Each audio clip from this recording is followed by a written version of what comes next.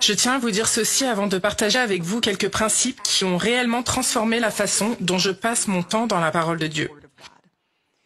L'ennemi veut vous convaincre. Il veut me convaincre que Dieu a une sorte de ligne directe entre lui et certaines personnes. Qu'il s'agit simplement de nos chefs spirituels, de nos pasteurs, de nos professeurs d'études bibliques, des personnes qui font partie du personnel, des personnes qui exercent un ministère à temps plein, des personnes qui ont un microphone sur leur veste, des personnes qui sont sous les feux de la rampe, des personnes qui passent devant leur feed d'Instagram et on est repris ou encouragé parce qu'ils enseignent et prêchent aux masses. L'ennemi veut que vous pensiez qu'il vous faut un diplôme de séminaire pour pouvoir avoir une relation fervente et permanente avec Dieu, où vous pouvez vous-même ouvrir la parole de Dieu et savoir que le Saint-Esprit peut illuminer les Écritures et vous donner des conseils, des directives, des idées, de la clarté, des encouragements et du réconfort.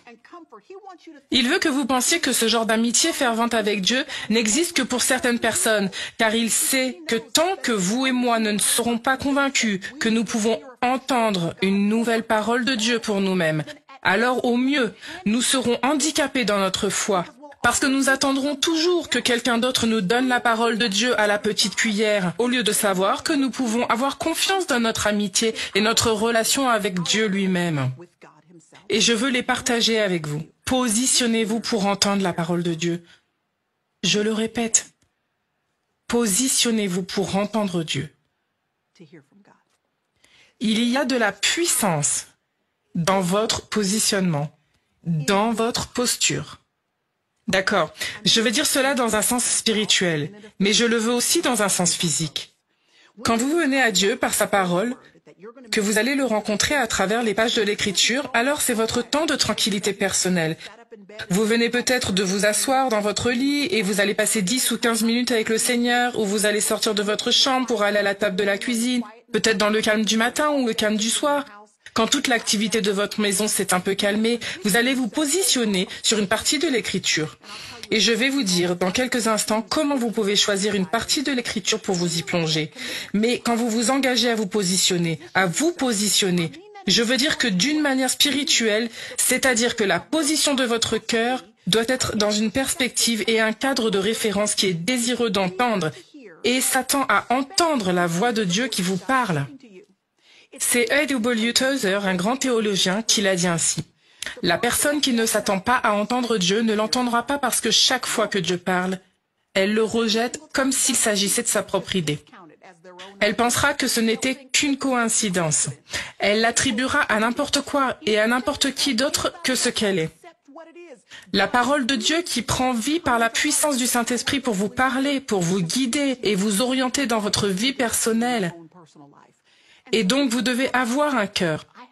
Je dois avoir un cœur qui est rempli de l'attente que je suis une des brebis de la bergerie de Dieu et que je peux entendre la voix de Dieu. Jean chapitre 10, Jésus dit « Mes brebis entendent ma voix ». Écoutez ça encore. Il dit en gros que la position par défaut pour quiconque fait partie de la bergerie, du troupeau, de la famille de Dieu, ce que font mes brebis, c'est entendre ma voix. C'est l'un des stratagèmes de l'ennemi pour vous faire croire que vous devez être quelque chose de plus, être autre chose, avoir une perspective différente ou une personnalité différente, ou être quelqu'un d'autre pour exceller d'une certaine manière, pour ne pas avoir fait les erreurs que vous avez faites. C'est le stratagème de l'ennemi pour nous faire croire que nous devons être autre chose qu'un fils ou une fille pour avoir ce droit, ce privilège d'entendre Dieu nous parler à travers la parole.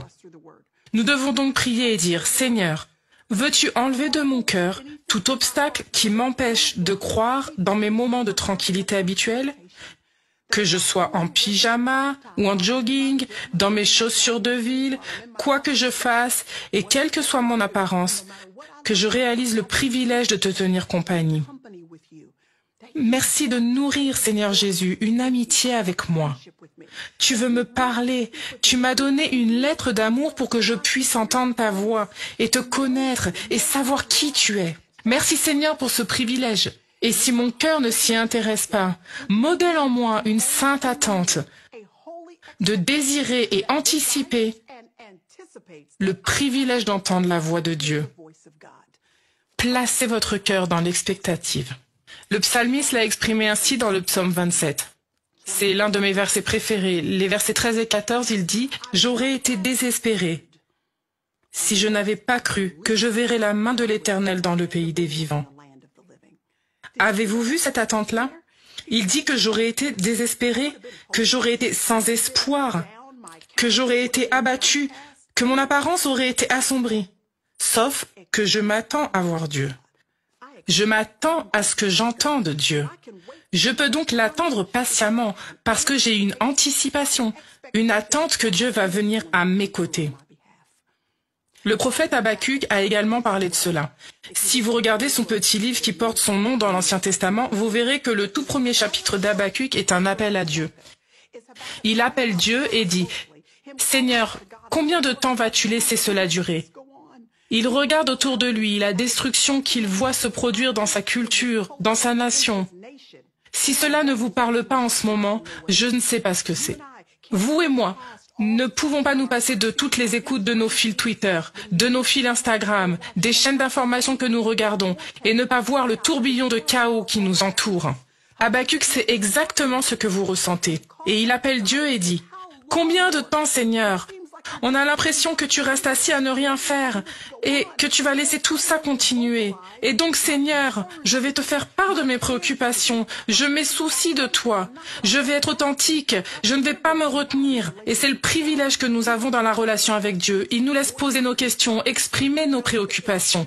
Il sait que dans notre humanité, nous avons des soucis, des problèmes, des craintes. Et il nous laisse venir à lui et tout supporter. Mais après avoir tout supporté, le chapitre 2, Habakkuk dit « Maintenant je vais monter sur la tour de guet et je vais attendre de voir ce que mon roi va me dire, comment Dieu va me répondre. » Voyez-vous ça? Il se positionne pour entendre Dieu. Il dit « Je vais monter sur une tour de guet. » Et à l'époque biblique, il y avait une forteresse ou une citadelle qui se trouvait à l'avant d'une ville.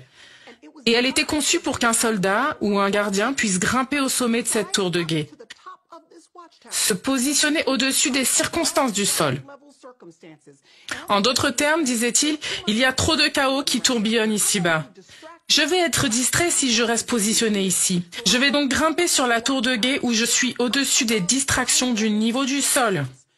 Et je vais me positionner ici parce que de ce point de vue, j'aurai une vue dégagée sur l'horizon. Et je m'attends à ce que Dieu vienne. Je m'attends à ce que quelqu'un vienne qui me donnera une réponse. Et donc, à cause de cette attente, je vais me positionner dans un endroit et dans une posture où je peux entendre Dieu, où je peux voir sa main, où j'ai une vue claire et il n'y a rien pour me distraire. Positionnez-vous. Attente spirituelle et anticipation, mais pas seulement spirituellement. Comme Habakkuk, positionnez-vous physiquement. Voyez-vous cela? Il est monté quelque part. Il s'est rendu dans un endroit où il y avait un peu de silence et de solitude.